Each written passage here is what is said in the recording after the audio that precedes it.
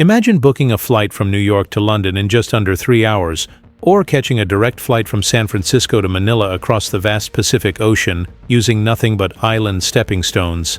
These weren't science fiction. These were real flight routes that once connected our world in ways that seem almost magical today.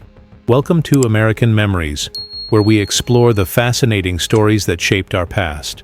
The golden age of aviation gave birth to some of the most ambitious, luxurious, and groundbreaking flight routes in history. These weren't just ways to get from point A to point B. They were engineering marvels, diplomatic achievements, and symbols of human courage to conquer impossible distances. But the airline industry has always been unforgiving. Economic pressures, political changes, technological shifts, and tragic events have erased even the most legendary routes from our maps. Today, we're taking a nostalgic journey through 10 famous flight routes that once captured the world's imagination but have now vanished from the skies forever.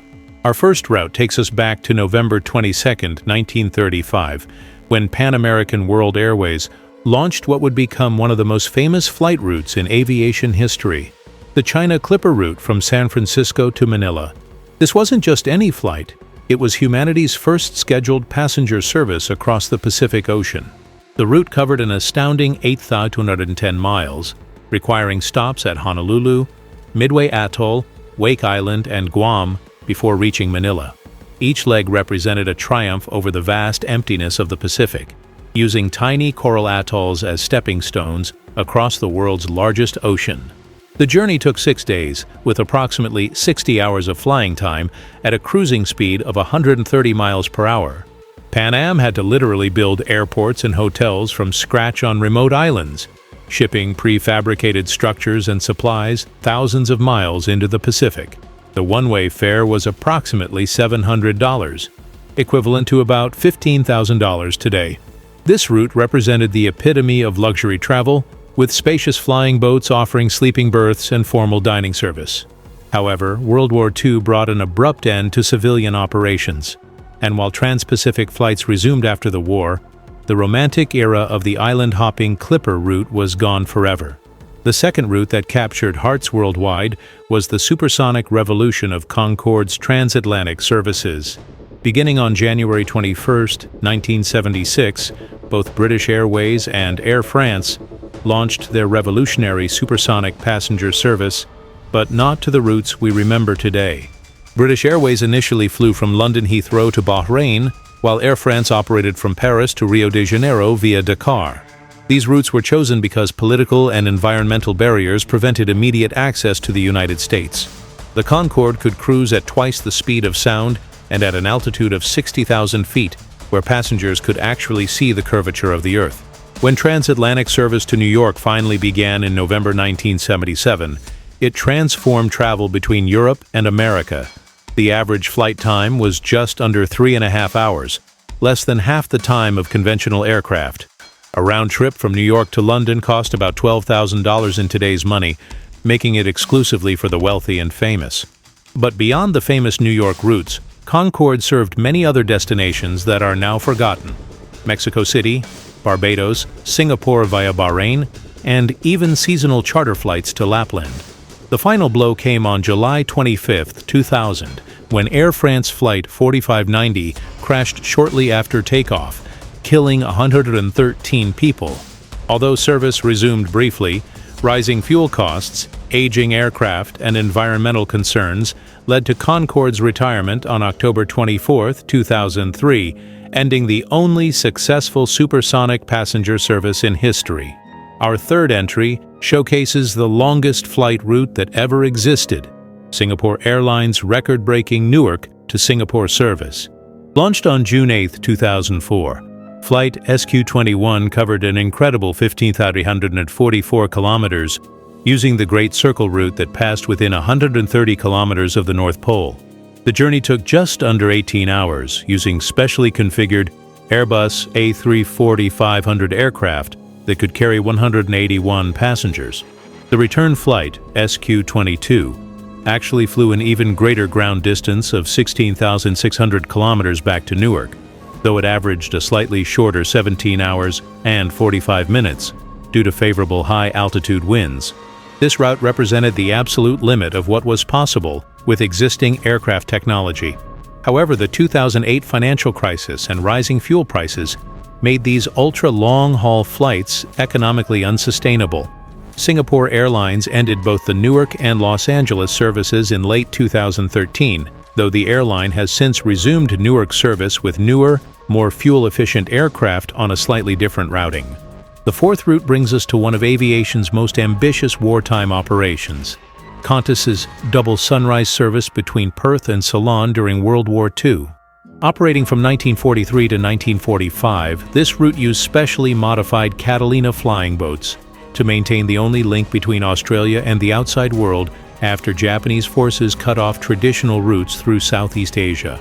The flight covered approximately 3,580 nautical miles over the Indian Ocean, one of the longest overwater flights ever attempted at that time. The journey took between 27 and 33 hours depending on weather conditions, with aircraft stripped of all non-essential equipment to carry extra fuel. Only the most experienced crews flew this route, and passengers were awarded membership certificates to the Rare and Secret Order of the Double Sunrise, referring to the fact that they would see 2 sunrises during their marathon flight. Qantas made 271 crossings during the operation, carrying around 860 passengers and maintaining a vital wartime communication link. When the war ended and normal routes reopened, this extraordinary service became obsolete, but it remains one of the most heroic chapters in aviation history. Our fifth route takes us to the pioneering days of transatlantic aviation with the British Overseas Airways Corporation's flying boat services. From the 1940s through the early 1950s, BOAC operated magnificent flying boats like the Short Sandringham between Southampton and New York, with stops at Foynes in Ireland and Botwood in Newfoundland. These weren't just flights, they were floating luxury hotels that could land on water anywhere in the world. Passengers enjoyed spacious cabins, formal dining rooms, and sleeping berths while crossing the Atlantic in style. The journey took approximately 20 hours, including stops, but offered a level of comfort and luxury that wouldn't be matched until the jet age. BOAC's flying boats represented the last era when crossing the Atlantic was still considered a grand adventure rather than routine transportation. However, the introduction of land-based aircraft with greater range and reliability gradually made flying boats obsolete. The final BOAC flying boat service ended in the early 1950s, closing forever one of the most romantic chapters in aviation history. The sixth route on our countdown represents American aviation ambition at its peak, TWA's Around the World service. In June 1947, Trans World Airlines launched the first scheduled round-the-world airline flight, designating it Flight 1. The weekly service departed San Francisco every Thursday at 22 ZOO, using Douglas DC-4 aircraft to make stops at Honolulu, Midway, Wake, Guam, Manila, Bangkok, and finally arriving in Calcutta the following Monday. This route represented the ultimate expression of post-war American optimism and technological capability. TWA marketed the service as the pinnacle of luxury travel, offering passengers the opportunity to literally fly around the world on a single airline. The route connected American business interests with the emerging markets of Asia, while providing a symbol of American aviation leadership. However, increasing competition from other airlines, the development of faster jet aircraft, and changing geopolitical conditions gradually made this pioneering round-the-world service less competitive. By the 1960s, TWA had restructured its international network, and the original around-the-world routing was discontinued in favor of more direct and profitable services. Our seventh entry features one of Europe's most ambitious post-war aviation projects, Air France's southern transatlantic route to South America. Beginning in 1976, Air France operated Concorde service from Paris to Rio de Janeiro, with a stop in Dakar, Senegal. This route represented France's attempt to use supersonic technology to dominate South American air travel. The service offered passengers the unprecedented opportunity to reach South America from Europe in record time, transforming what had been a 2-day journey into a same-day trip. Air France marketed this route as the height of sophistication, combining French luxury with cutting-edge technology. The airline also operated seasonal extensions to Caracas, Venezuela, creating a supersonic network throughout South America. However, the route faced numerous challenges, including limited passenger demand, extremely high operating costs, and political complications in various South American countries. Despite its technological brilliance, the economic reality proved insurmountable. Air France gradually reduced frequency and eventually discontinued the South American Concorde services in the early 1980s, ending Europe's supersonic connection to South America forever.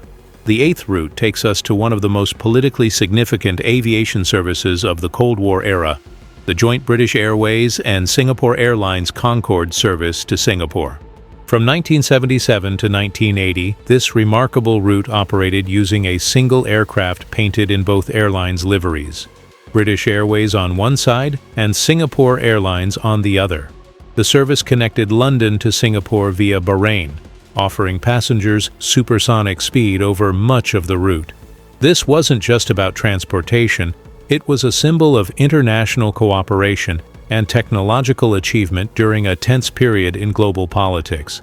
The route faced numerous obstacles, including noise complaints from the Malaysian government and restrictions preventing supersonic flight over Indian airspace.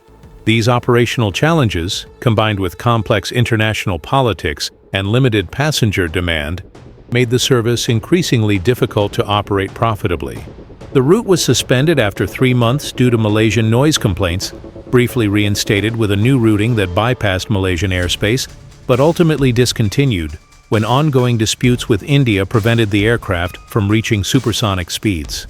This unique cooperation between two of the world's most prestigious airlines remains one of aviation's most fascinating footnotes. Our ninth route represents one of the most exclusive and expensive aviation services ever operated, the special charter routes that took Concorde to exotic destinations around the world. Beyond the regular scheduled services, both British Airways and Air France operated hundreds of charter flights each year, taking Concorde to destinations that would never see regular supersonic service. These included seasonal flights to Lapland's Rovaniemi Airport, offering passengers the unique experience of supersonic travel to see the Northern Lights. There were also regular charter flights to Mexico City and Acapulco, requiring complex routing around Florida to avoid sonic booms over populated areas. Perhaps most spectacular were the around-the-world luxury tours that could cost passengers over $100,000 in today's money. These charter routes represented the absolute peak of exclusive travel, offering experiences that were literally impossible on any other aircraft.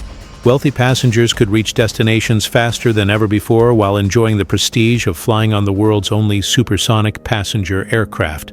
However, these charter operations ended along with all Concorde services in 2003, making these exotic supersonic destinations forever unreachable at such speeds. Our final route brings us to one of aviation's most tragic losses: the ultra-long-haul services that connected American cities directly to India. In August 2008, Delta Airlines launched a groundbreaking non-stop service between Atlanta and Mumbai, using Boeing 777-200LR aircraft.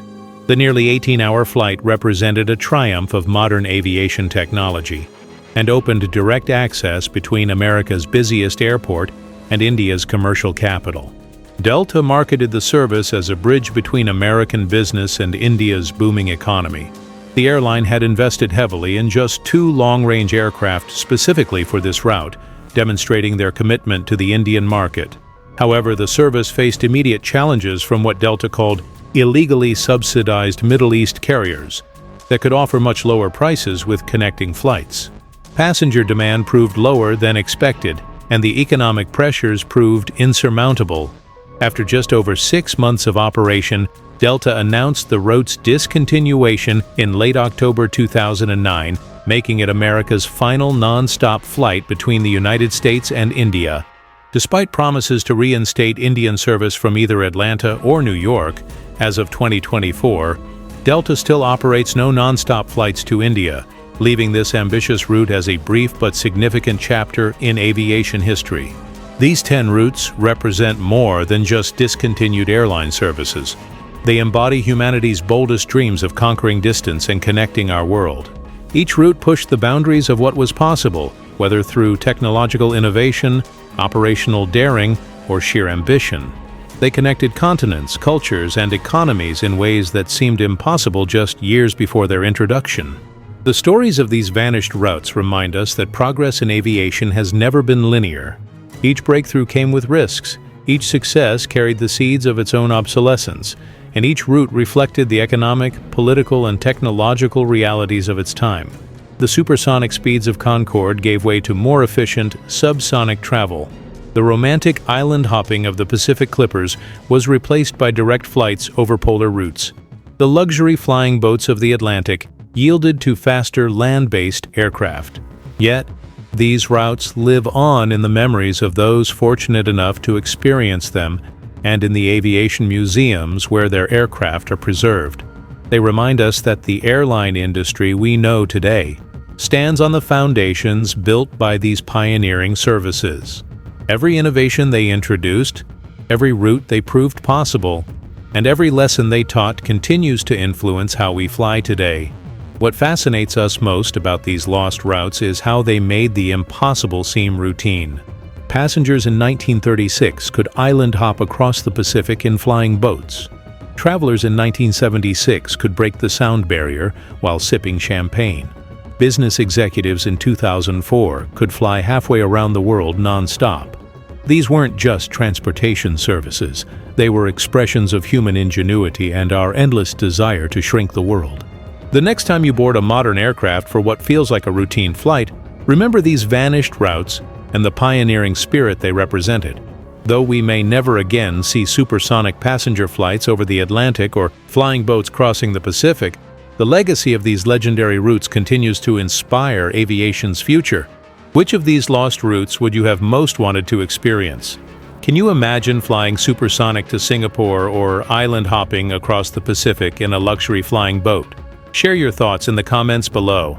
We love hearing from fellow aviation enthusiasts here at American Memories.